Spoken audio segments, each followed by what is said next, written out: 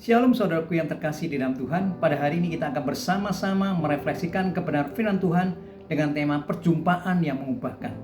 Teks firman Tuhan terdapat dalam Yohanes pasal 4 ayat 16 sampai 26. Saudaraku yang terkasih dalam Tuhan, kisah ini tentang perjumpaan Tuhan Yesus dengan seorang perempuan Samaria di sebuah sumur yang disebut sumur Yakub.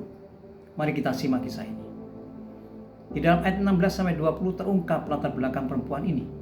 Kalau kita melihat latar belakang budaya dan perempuan ini, maka kita melihat bahwa perempuan ini adalah perempuan Samaria, korban dari budaya yang didominasi laki-laki pada masa itu. Seorang suami mencampakkan perempuan ini, lalu laki-laki lain menjemputnya, dan kemudian situasinya begitu buruk sehingga laki-laki yang tinggal bersamanya tidak mau menikahinya. Perempuan itu tidak berdaya. Perempuan ini disebut perempuan buangan. Namun perempuan buangan ini memiliki kepedulian di dalam hal rohani, yaitu tentang ibadah orang Yahudi dan orang Samaria. Kita bisa melihat dalam ayat yang 19 dan 20. Jawaban Tuhan Yesus kepada perempuan ini kita lihat di dalam ayat 21 dan 24, yaitu penyembah sejati. Tuhan bukan disembah di tempat di mana atau disembah di gunung mana, atau bagaimana kita menyembah Dia. Ini tentang siapa yang kita sembah. Tuhan dalam Alkitab adalah Bapa yang disembah dalam roh dan kebenaran. Artinya, menyembah dengan segenap hati, dan itu harus dalam kebenaran atau harus jujur. Tuhan adalah kebenaran, sehingga kita menyembah dalam kebenaran, dan Tuhan sendiri adalah roh, dan kita juga menyembah dalam roh. Maka jadilah menyembah sejati, menyembah dalam roh dan kebenaran.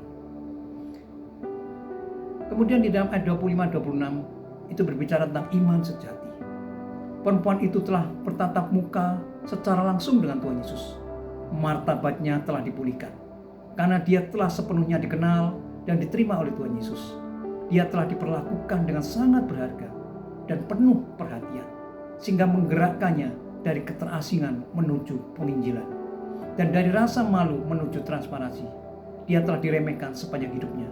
Sekarang dia berani.